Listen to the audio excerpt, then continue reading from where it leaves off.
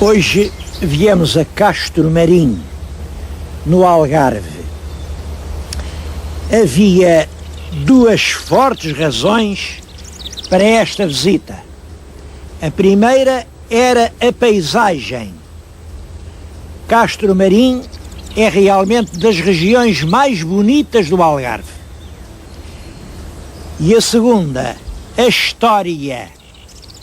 É uma região extremamente rica de história. E uma história que começa há muito, muito tempo. A quem vir Castro Marim de longe, percebe-se, é uma ondulação aqui neste grande vale do estuário do rio Guadiana. Ora bem, esta colina era outrora uma ilha longa que, portanto, de certo modo, defendia a barra do Guadiana e dominava todo o estuário. Ora, o Guadiana sabem que é uma estrada.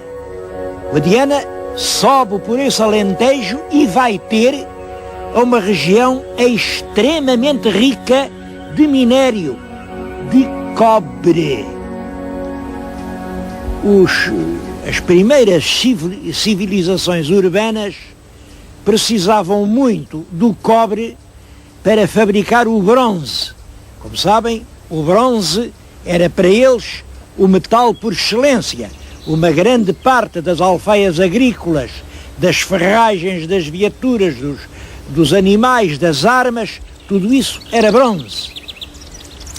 Para fazer bronze tem que se misturar o cobre com o estanho. E eles vinham lá desde o fundo do Mediterrâneo, desde a Fenícia, nos seus barcos, à procura do cobre. Sabe-se que este rio Guadiana foi muito percorrido pelos navegadores fenícios e era provavelmente aqui, apareceram aqui antiguidades dessa época, que eles iam armazenando o minério ou talvez até já transformando em metal. Essa feitoria fenícia passa aos cartagineses. Os cartagineses, como todos sabem, são fenícios, homens que vieram da Fenícia e que se estabeleceram no norte da África, e dos cartagineses, depois das guerras púnicas, passa aos romanos. Os vestígios da instalação romana aqui neste morro ainda hoje são visíveis a olho nu. Há ali pedaços de parede da antiga cidade romana, sabe-se até o nome, Bezuris. Bom, de tudo isso há vestígios, de tudo isso há razões para falar. Mas não é por isso que Castro Marim é tão importante para os portugueses. É uma outra razão que se liga, como vamos ver, com os descobrimentos.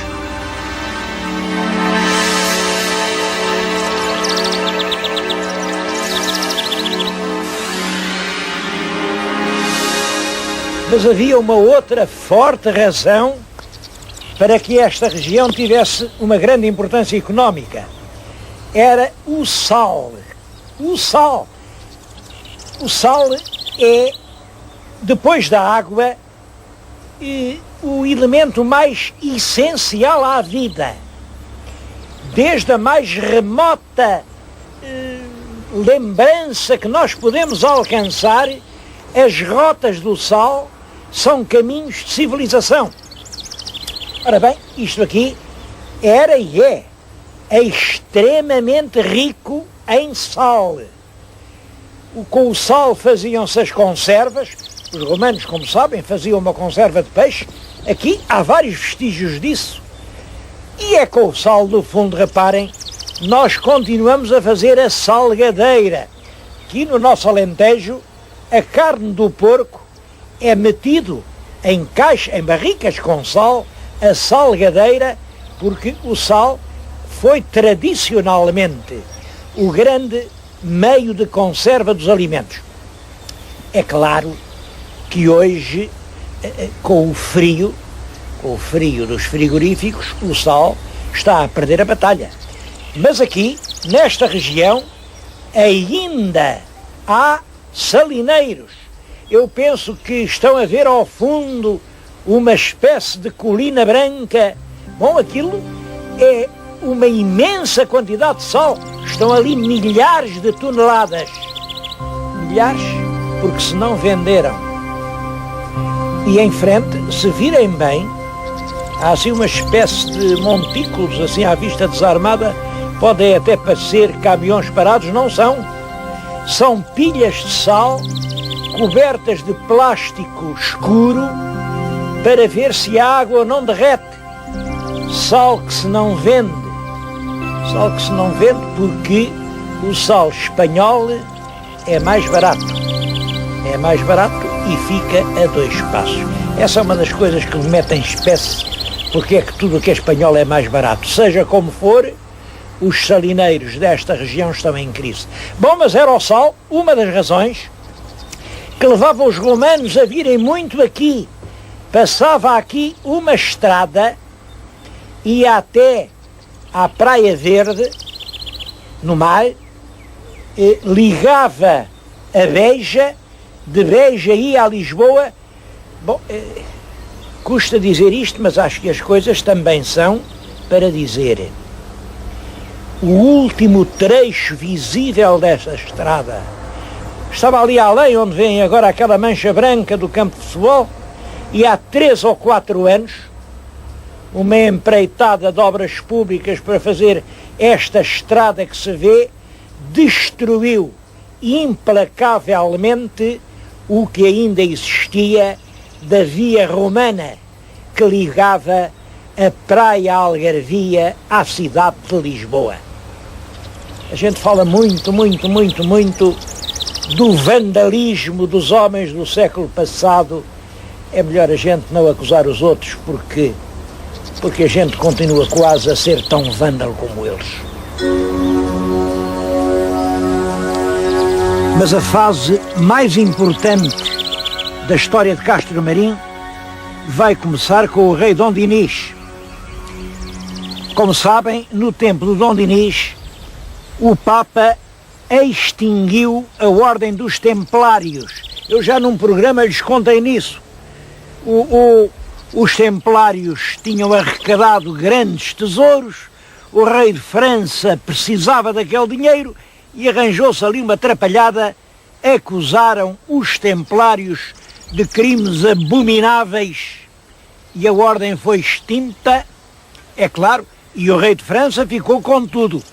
Embora a bula papal dissesse que os bens dos Templários revertiam, mas era para o Papa. Em França não, mas aqui era isso que devia acontecer. Aqui e nos outros reinos ibéricos.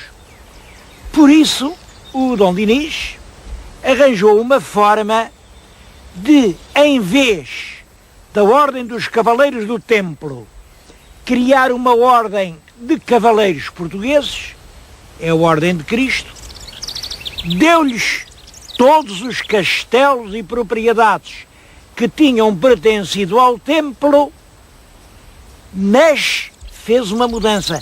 E essa mudança é que é extremamente significativa. Lembro-me quando eu andava na escola primária, já se ensinava isso, só que não me explicaram o que isso queria dizer.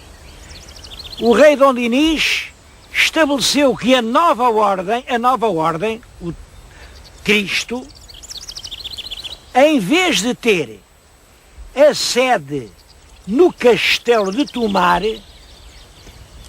passava a ter a sede no castelo de Castro Marim. Para isso, Dom Dinis mandou construir este castelo que está na nossa frente, aquele quadrilátero com 4 torres cilíndricas, é o primitivo castelo de Dom Dinis. Passados alguns anos mandou fazer o muro de fora, é esta muralha que ainda hoje se pode ver, claro, é uma reconstrução, mas que se destinava a proteger toda a população que rapidamente se foi levantando à volta da grande fortaleza.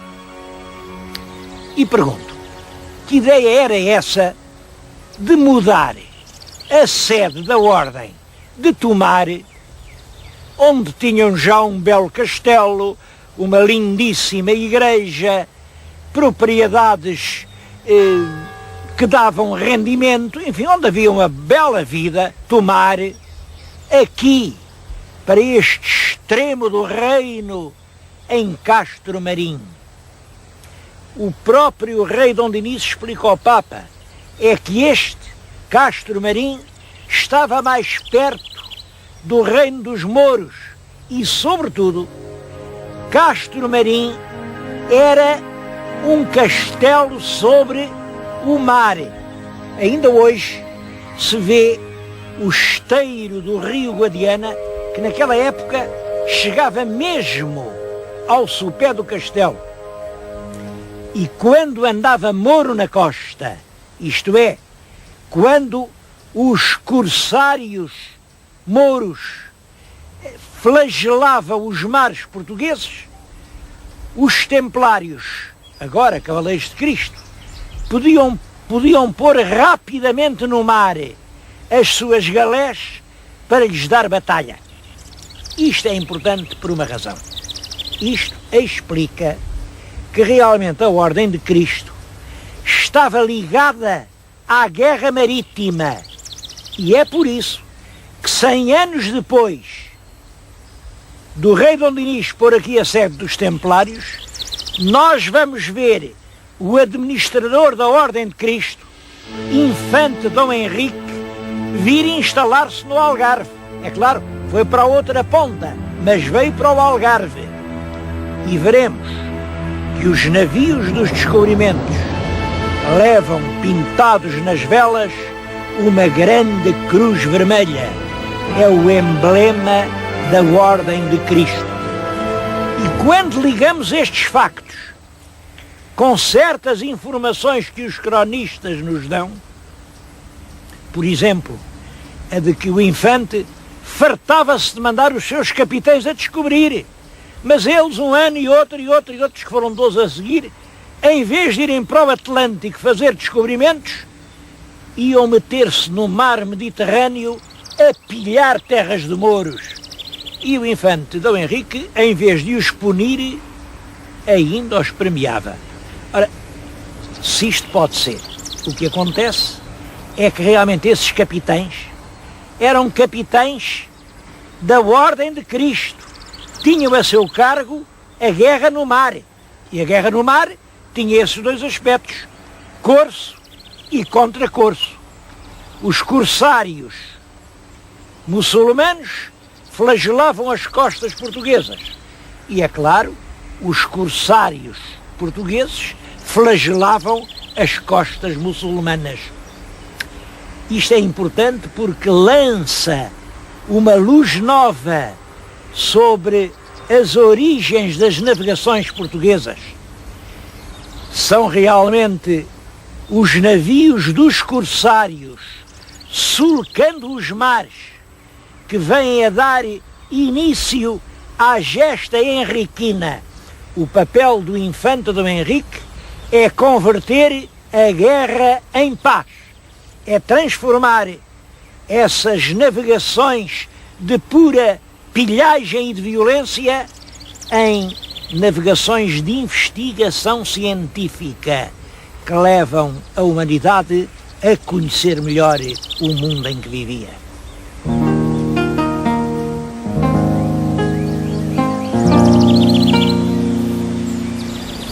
Mas a verdade é que Castro Marim, no século XV, começa a perder a importância que tinha tido. Veja, o infante Dom Henrique já não é aqui que se vem instalar, é do outro lado.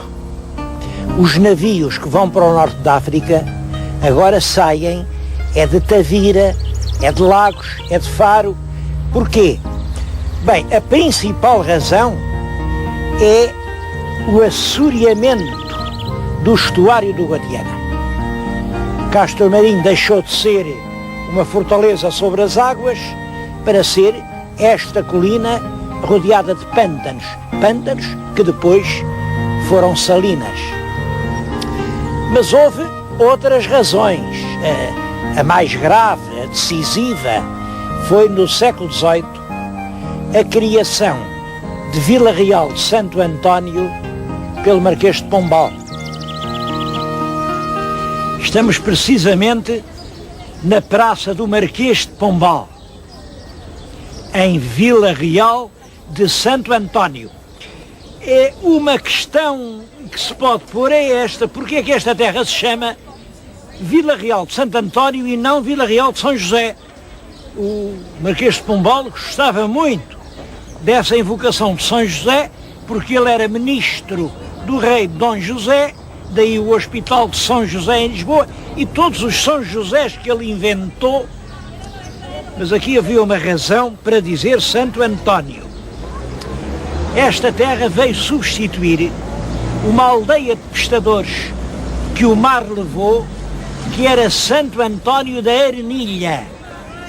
E Pombal teve o projeto de fixar aqui um grande centro das atividades de pesca do Algarve. Eu devo dizer que esse projeto pombalino só em parte resultou. Resultou neste sentido: criar uma grande povoação na foz do rio Guadiana, que sempre tinha sido e continuou a ser uma importante via de penetração do interior. Por isso, esta Vila Real é hoje cidade. E reparem que exemplo: Vila Real de Santo António não precisou de mudar o nome para Cidade Real de Santo António. É Vila Real. E é assim que está bem. É assim que é bonito. Portanto, a vila transformou-se em cidade, o que prova quanto o projeto pombalino estava certo. Mas a vila não conseguiu fixar aqui os pescadores. Não conseguiu porquê? Bom, ele fez uma terra muito bonita, isto foi desenhado à prancheta pelos arquitetos em Lisboa. As casas todas como deve ser, restos de chão primeiro andar, estas mansardas, tudo isto é pombalino. Mas os pescadores é que não... Os pescadores estavam lá habituados às suas casas, no areal, às suas cabanas, às suas redes, à sua liberdade, e não quiseram vir para aqui. Não quiseram. Não quiseram e ficaram em Monte Gordo, nos casebres sobre a areia. Bom, e aí Pombal tentou resolver a questão pela violência, à maneira pombalina. Um esquadrão de soldados cerca aquilo tudo, pega-lhe o fogo e ardeu Monte Gordo. Ele estava convencido: estes homens, eu queimo-lhe as casas, que remédio têm eles se não vir pela Vila Real? Mas enganou-se. Assim não se resolve problema nenhum. Eles pegaram nas mulheres e nos filhos, e nas redes, e nas artes de pesca, e foram, mas foi para a Espanha, para o outro lado do Guadiana.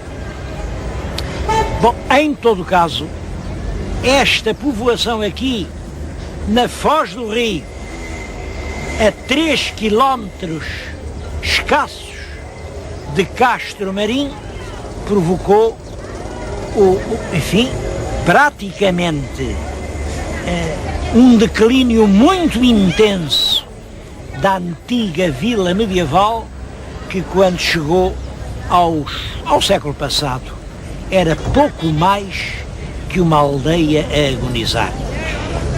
Mas eu penso que a grande oportunidade de Castro Marim chegou outra vez.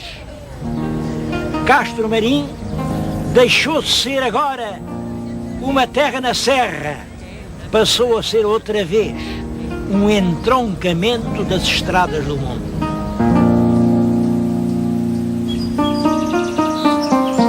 Esta ponte que está na nossa frente é a ponte internacional sobre o Guadiana.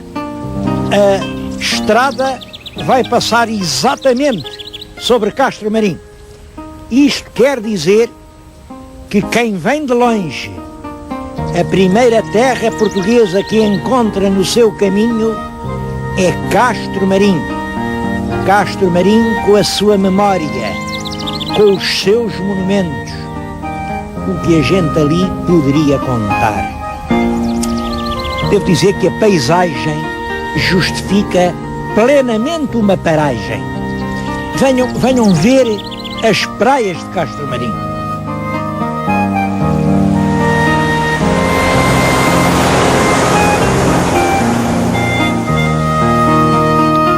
O concelho de Castro Marim, a leste, é limitado pelo Guadiana, mas ao sul chega ao Atlântico e tem aqui das mais belas praias do Algarve.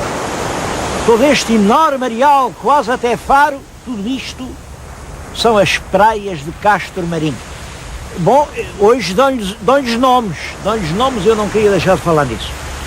Devido a isto, em 3 praias, e dizem que são as praias do Retur, a Praia Verde e a Praia da Lagoa ou da Altura.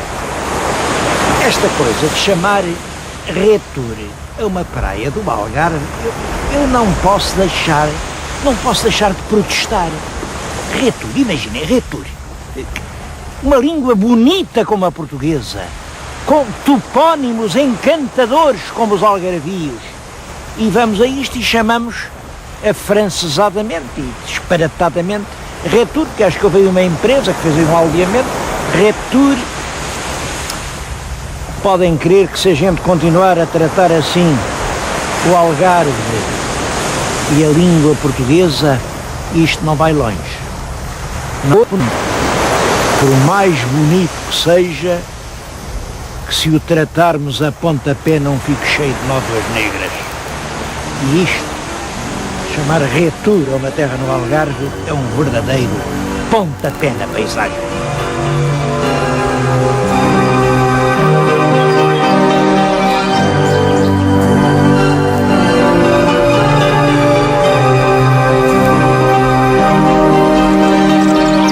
Mas Castro Marim não tem só praias para mostrar. Reparem nesta paisagem. É uma albufeira. Antigamente passava aqui uma pequena ribeira, a ribeira do Beliche. Esta é a albufeira da barragem de Beliche. Aqui em pleno barrocal do Sotavento Algarvio. Mas toda a região é cheia de surpresas. Bom, eu estou a falar em surpresas com uma inquietação. Oxalá não seja uma surpresa que, pela primeira vez na história das comunicações, a construção de uma grande ponte sobre um grande rio não venha transformar completamente a vida de uma povoação. Acho que chegou a oportunidade para restituir a Castro Marim uma parte da grandeza perdida. Vem agora aí 98, faz 500 anos que descobrimos o caminho para a Índia. Vem agora aí o ano 2000, faz 500 anos que chegamos ao Brasil. E muita gente vai vir a Portugal, muita gente vai passar naquela ponte, muita gente vai ver como primeira terra portuguesa, como primeiro monumento português, o Castelo dos Cavaleiros de Cristo em Castro Marim. Se aquilo fosse devidamente aproveitado, se aquele forte de São Sebastião, que agora é já pouco mais que uma pedreira, fosse transformado numa pousada acolhedora, que belas palavras de história nós não poderíamos recordar aos nossos visitantes.